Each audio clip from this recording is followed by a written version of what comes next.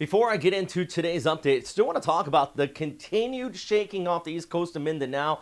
Not quite uncommon to see hundreds of aftershocks following an earthquake of 7.0 or higher. This one up to a 7.7. Separate earthquakes on different faults, though, taking place here in the last 24 hours just outside of Manila as well. So very active situation here in the Philippines with our seismic activity. Not to mention, you remember that tsunami warning right after that initial quake? That was a reported tsunami. I'm seeing more and more videos finally coming out of east coast of Mindanao, where they did see that water level rise upwards of about a half a meter in spots, especially there in Hinatuan there in Siargao. But boy, last thing you need in that area, and this is why I start off, is this. This is the current GFS for next Wednesday heading into Thursday, and yeah, that is showing a typhoon over the exact spot we're having all of these earthquakes out here. Now, the GFS is alone in this long-range forecast, so I want you to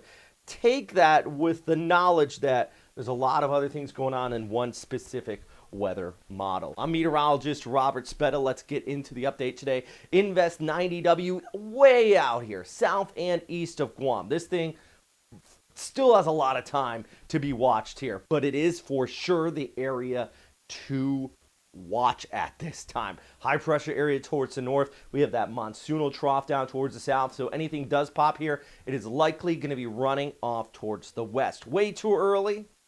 GFS does have a storm here, but the ECMWF has nothing at this time.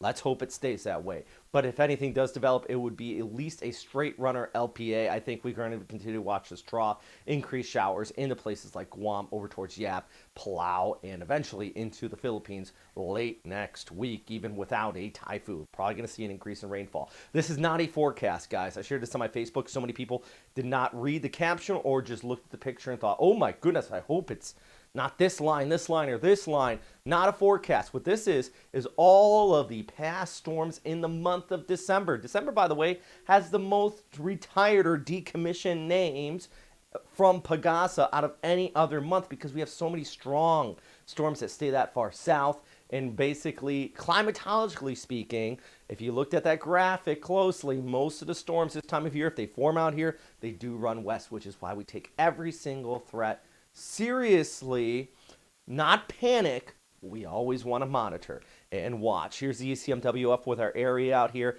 not really showing much of anything south and east of Guam. Like I mentioned, GFS is the one that's been pretty aggressive here, showing you the weaker model here. We got our front towards the north, still creating a bit of a shear line in northern Luzon, but it's all about, you know, where that shear line is and where the high pressure is just towards the south of it. It looks like that high is going to keep that line north.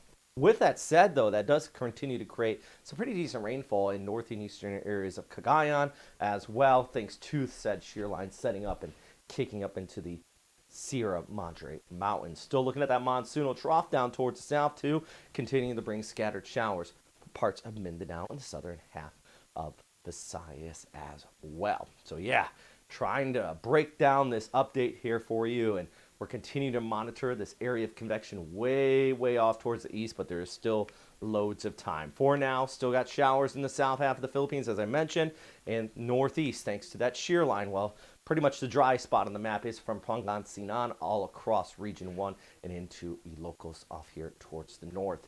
Big thanks for everybody on Patreon who continues to support this channel. I can't stress that enough.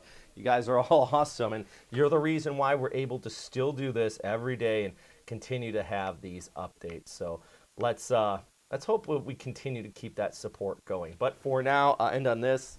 Here's a look at that satellite picture. Here's our area of convection, way, way off here towards the east. So loads of time to still watch this, and hopefully nothing does develop. I'm not saying at this point something will. We're just going to watch it, guys. As always, thanks for watching. Stay safe out there.